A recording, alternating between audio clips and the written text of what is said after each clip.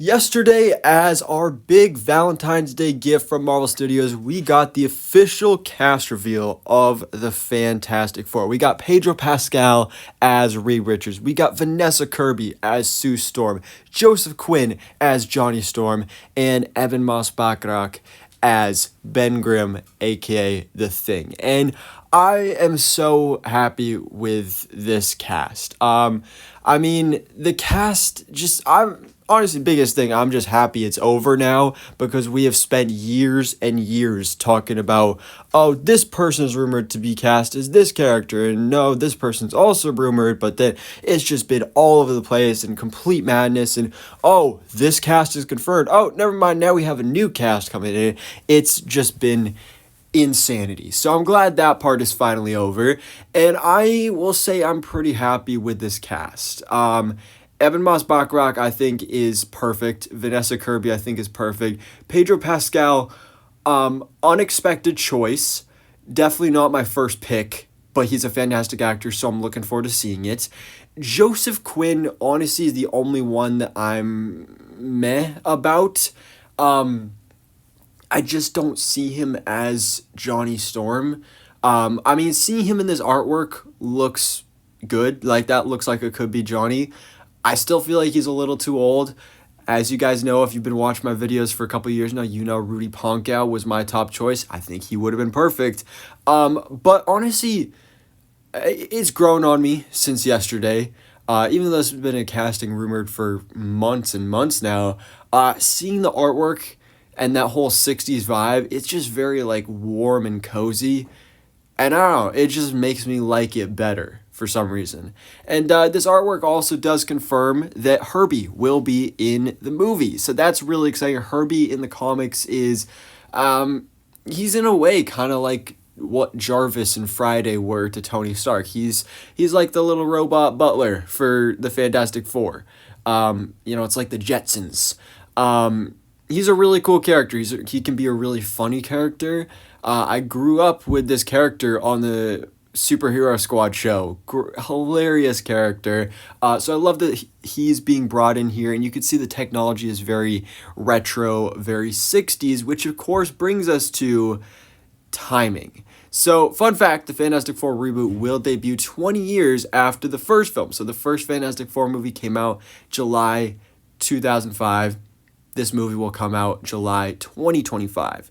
And also, the Josh Trank Fan Four Stick movie came out in 2015. So all three Fantastic Four reboots released exactly 10 years apart. 2005, 2015, and now 2025. So that there is pretty cool and, a little fun fact for you. But like I said, time is going to be a big thing with this film because it's been long rumored, it's been long theorized, and long wanted by fans for this movie to take place in the 60s. And that has now been confirmed with this artwork, because if you look at the magazine that The Thing is reading in this artwork, that is an official real-life issue of Life magazine from 1963, December 13th, 1963. So there we have it. That right there is the official confirmation. This, I think, is really exciting. I mean, you can already tell just by the artwork that's done here. It's very retro, it's very cozy, it's very 60s.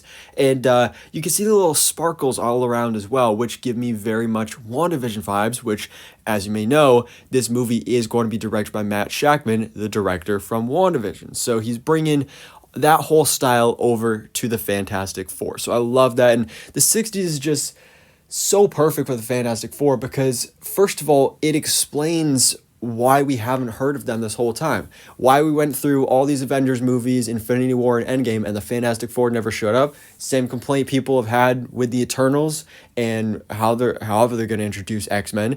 Well, maybe it's because they were all the way back in the 60s and something happened to them. They got trapped in the quantum realm, or another big theory going around is that this takes place in a separate universe. And then because, of course, we're leading up to Secret Wars, eventually, maybe by the end of this film, it'll all be set in the 60s. And then by the end of the film, an incursion happens, something happens that brings them to the 616 universe of the MCU. You even have Pedro Pascal on Instagram when he kind of broke his silence on this and officially confirmed the news. He also referenced the Beatles song All You Need Is Love, which is from 1967. So again, another 60s reference. And also, big payoff here from Doctor Strange and the Multiverse of Madness when Doctor Strange was introduced to Reed Richards and he was like, Fantastic Four, didn't you guys chart in the 60s? Well, looks like they did. And that is also actually, in fact, a reference to the fact that the Fantastic Four originally debuted as a team in 1961. So that just all around, I think, is fantastic. Everything we are seeing from this film gets me excited. Next year is going to be fantastic. July of 2025 specifically is going to be fantastic because we got Fantastic Four and Superman Legacy. Two of probably my two most anticipated comic book movies of all time, possibly. I'm really excited for these. And again, like I mentioned before, I wasn't 100% on board with the cast here at first, but now that we're seeing looks at them, I'm starting to come around, especially on Joseph Quinn. But for the most part, I'm loving this, and I'm so excited to see Marvel Studios' The Fantastic Four. So, guys, let me know your thoughts in the comments below. What do you think about all these updates? Herbie is coming. What do you think about the casting? And what do you think about the confirmation of a 60s time period? So, thanks so much for watching. Please drop a like if you enjoyed this video, and hit the subscribe button so I can keep you up to date on everything that goes on in the Marvel life.